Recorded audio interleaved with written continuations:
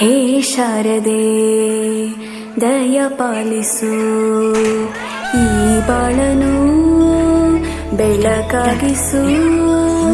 ಹೇ ಶಾರದೆ ದಯ ಪಾಲಿಸು, ಈ ಬಾಳನು ಬೆಳಕಾಗಿಸು.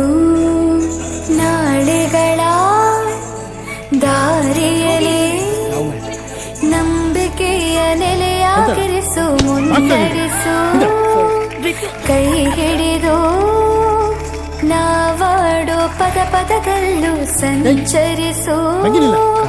ಹೂವಲ್ಲಿ ಜೇನು ಗುಳಿ ಕಟ್ಟದೇನು, ನೀರಲ್ಲಿ ಮೀನು ಅಡಿ ಮುಟ್ಟದೇನು, ಆ ದೈವದಾಜ್ಞೆನೇ ಎಲ್ಲಾನು.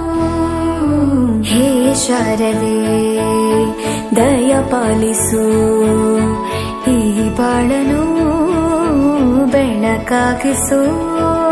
ಹೇ ಶಾರದೆ. ಅಜ್ಜಿಯ ಮನೆಯಲ್ಲಿ ಪ್ರೀತಿಯಿಂದ ಹಲಸಿನ ಕಡುಬು, ಶೇಮೆಲ್ಲ ನನ್ನದು ಶಾವಿಗೆ ಎಲ್ಲವೂ ಮಾಡಿಕೊಟ್ಟರು. ನನ್ನ ರಜಾ ದಿನಗಳು ಮೋಜಿನಿಂದ ತುಂಬಿತ್ತು. ವೆರಿ ಗುಡ್, ಕೂತ್ಕೋ. ಜಗದೀಶ, ನೀನೋದ? ಅವನಿಗೆ ಬಾಯಿ ಬರುದಿಲ್ಲ ಸರ್, ಮತ್ತೆ ಈಗ ಓದುದು. ಮಾತ್ ಬರೋದ್ರೆ ಅಂತ ಆಯ್ತಾ? ದಿನಕ್ಕಿಂತ ಬರಲಿಕ್ಕೆ ಬರ್ತದ ಅವನಿಗೆ? ನೀನ್ ಬರ್ತಿದ್ಯಾ? ನೀನ್ ಬರಲಿಲ್ಲ, ನೀನ್ ಅವನಿಗೆ ಮಕ್ಕರ್ ಮಾಡ್ತೀಯಲ್ಲ. ಅವೆಂತ ಬರ್ದೇನು, ಓದು. ರಜೆಯಲ್ಲಿ ನನ್ನ ಗೆಳೆಯರಾದ ಸತೀಶ, ಮಮ್ಮುಟ್ಟಿ ನೋಡನೆ ಬಹಳ ಚಂದದಲ್ಲಿ ದಿನಗಳನ್ನು ಕಳೆದೆನು. ಮತ್ತು ಗೆಳೆಯರಾದ ಪ್ರವೀಣನು ಚಿನ್ನಿದಾಂಡು ಆಟವನ್ನು ಹೇಳಿಕೊಟ್ಟನು.